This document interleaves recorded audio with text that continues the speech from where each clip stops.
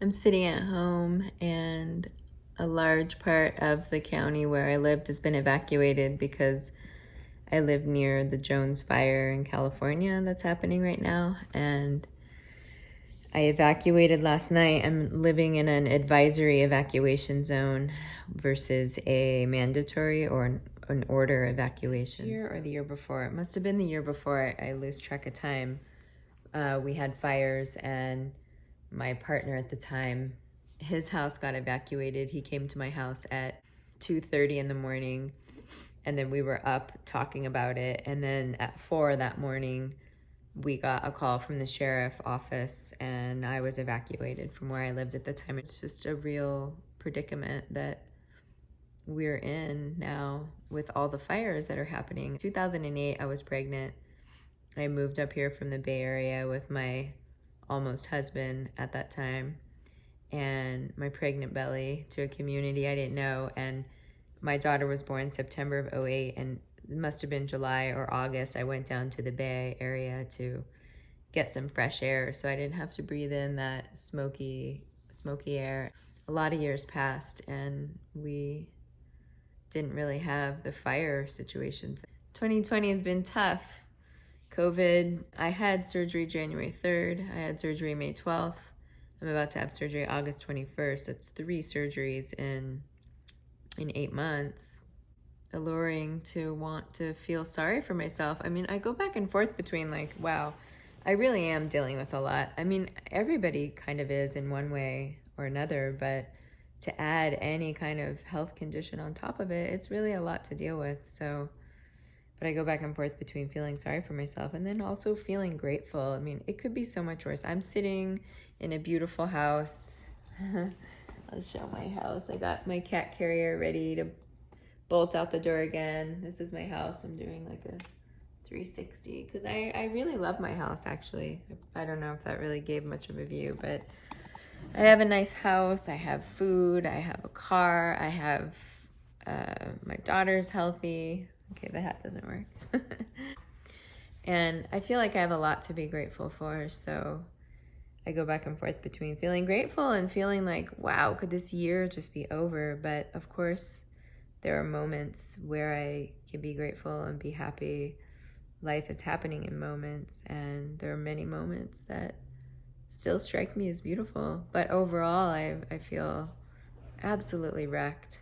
Absolutely wrecked. Like, this has to end at some point. I just can't deal with the way my hair is, so I gotta put the hat on because I'm that vain. I love this hat. It's my summer hat, trying to keep my skin from getting too much sun because I had radiation all here, and then now I have to protect my skin for the rest of my life.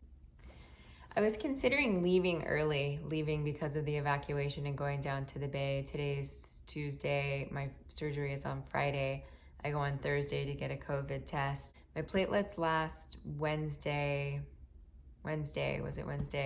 were 130, and then yesterday, Monday, they were 80. And I feel really sluggish and super fatigued and really tired. It's hot outside. There's a lot going on. Emotionally, I'm drained. I didn't get a lot of sleep last night. It's really hard to say why I feel so fatigued, but I do nonetheless. And I probably need water. Anyway, I go down to Palo Alto on Thursday. I need to do a drive-through COVID test. Then I need to arrive on Friday for an early morning, like 5:15. Oh, I just drink water. I'm all burpy from my fizzy water. So 5:15, and then the surgery will be about 7. Normally it's an outpatient surgery, but they're gonna keep me overnight. Last week I was on the phone. I may have made a video about this, but I don't think I uploaded it. I was on the phone with the plastic surgeon. I asked him a bunch of questions, and it was a little disconcerting, to be honest. Like, for instance, I said, given my history with hematomas, what do you think the chances are of me getting a hematoma? And he's like, high. And I'm like, hi, that's not what I want to hear, really? It's a high chance for a hematoma? And, I've been so out of it, I just don't necessarily respond quickly. At times I just feel like I'm dying. Like the last nurse who took my pulse, actually the last 2 times she took my pulse, the first time she was like, she could hardly hear my heartbeat, my pulse. And I was like, Like, I could hardly hear it. And I'm like, okay, am I dying? Like, what does that mean, you know? And then I just am so sluggish and so tired. And I always just chalk it up to it's hot. I have hot flashes now. And I have some depression. I know I have depression because like all day today, I could be doing stuff and I'm just really not motivated. I'm not motivated to work right now. I'm having a really hard time being optimistic right now. Having a really hard time being hopeful. Having a really hard time like reaching out. I mean, I reached out and asked people to help me with meals. Actually, I do ask for help. It's all relative, you know. I do ask for help, but like tonight, I know I'm going to need to leave my house and all I want to do is stay home. I just want to stay home and be by myself and be alone and not connect with anybody. It's ironic that I'm making a video, but you know, this is a one-way street. I'm not really connecting with anybody. I'm more just sharing my story. So it's a lot easier than the requirement of being around people, really. I'm gonna go down, have that surgery, and I'm having the 2 tissue expanders removed, and I'm also having the port removed. So hopefully it's an easy procedure. Part of me is like, is this smart for me to be doing this right now? And part of me is like, get these things out of my body as soon as possible.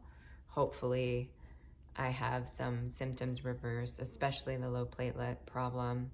There have been a lot of people who have, and I just keep hoping I'm one of those people. Beyond that, I started with a new therapist. She does EMDR. My old therapist was an EMDR therapist. I think she was a licensed marriage family therapist, and this woman is a clinical psychologist. And I really like her. I really like what a professional she is. The person that I was with before was also a professional, but we were just so friendly with each other that she felt like my good friend. Even though it was a little traumatic parting ways with her, we haven't spoken, and it's been, I think it might have been a month by now. And it feels really weird because she in some ways was the person I was the closest to.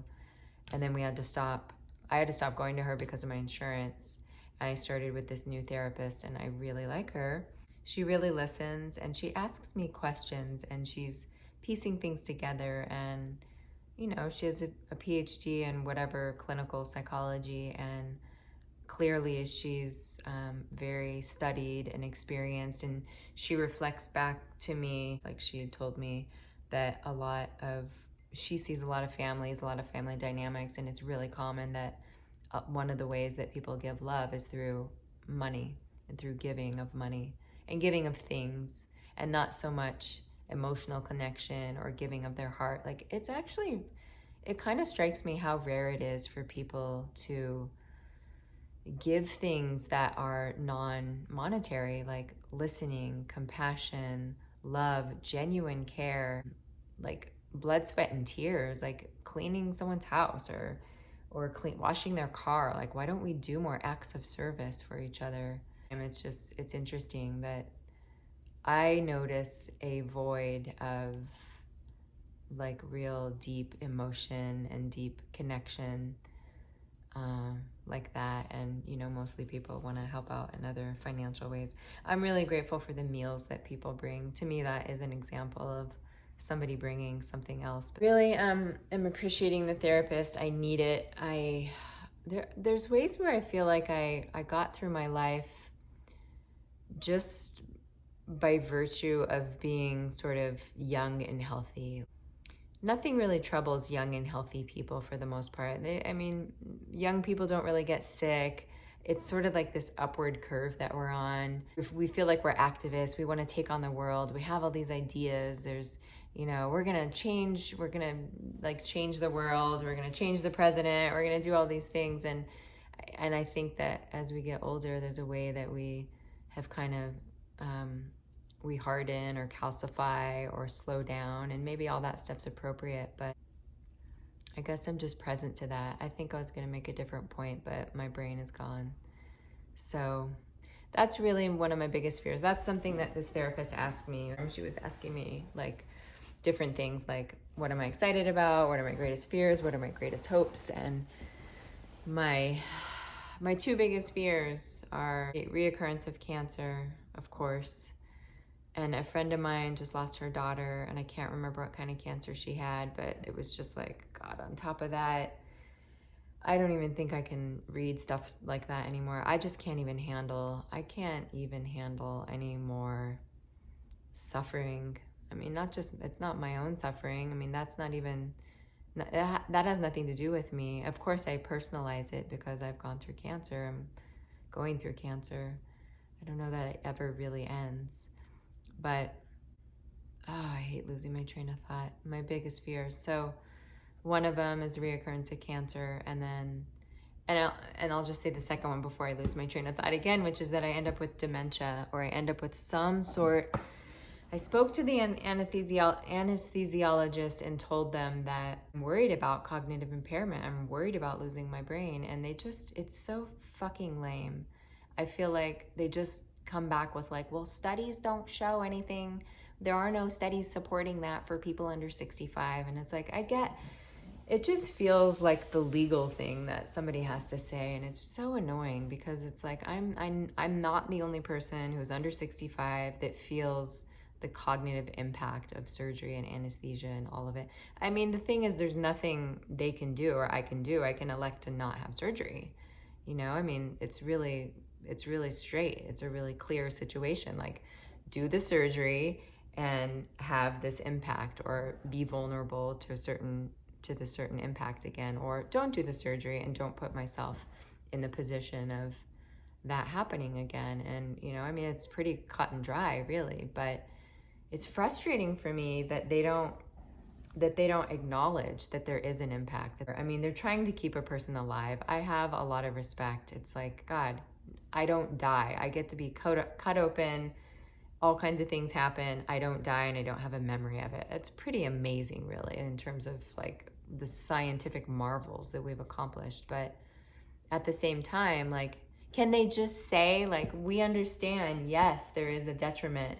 Yes, you may lose some of your mental capacity. That's the thing that kind of drives me nuts, is it's not holistic, It's sort of like cut off an arm and like disregard the rest of the body and the impact of cutting off an arm, That's what I feel like. They're just living in this vacuum or in some tunnel or something. God, I guess if I could wave a magic wand, I would want all medical practitioners to be holistic practitioners. Address all the systems of the body. Don't just do your thing and be like, oh, I cut him out, not my department. I don't I don't deal with brains. I don't deal with like mental health, I said that to the plastic surgeon at one time, something like, like the mental impact, something else. I'm trying to remember the words I said, but whatever, it was something like that. And I was like, yeah, I know that's not really for you to worry about. He's like, oh no, we care. And I'm like, to a degree, of course you do. But at the end of the day, you're like, did I do my job right? Did I use the right instruments? Did she not die? Okay, great. Then we did our job.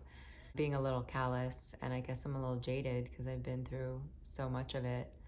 I've been through the system. It's a hard system. And I feel for the medical side too. They get a lot of flack. So those are my biggest fears. What are my biggest hopes? I don't know. I might as well just, not like I need to put a silver lining on it, but I do wish to be well-rounded, not focus on just the negative, not focus on just the positive, but just look at things holistically. I just said I wish they'd be more holistic, and maybe I can start by being more holistic myself. So I know one thing. I shared this with a friend on Facebook, and I said that if I have a reversal of the platelets, I am going to advocate so hard for flat closure. I can't even get the words out. Flat closure. And many surgeons don't even know. I don't even know if my plastic surgeon has ever done this particular surgery, because instead of saying, have you done this surgery? I literally could not be with the answer. I didn't want to ask that straight of a question because I didn't want him to say no, and then me to be like, oh, great, I'm the first person who's getting this surgery. So instead, I asked him, have women generally been happy with this surgery, with the outcome? And it kind of gave him, which annoyed me, it gave him the opportunity to say what he did, which is like, we haven't really experienced a lot of these surgeries, which to my mind means we've never done it.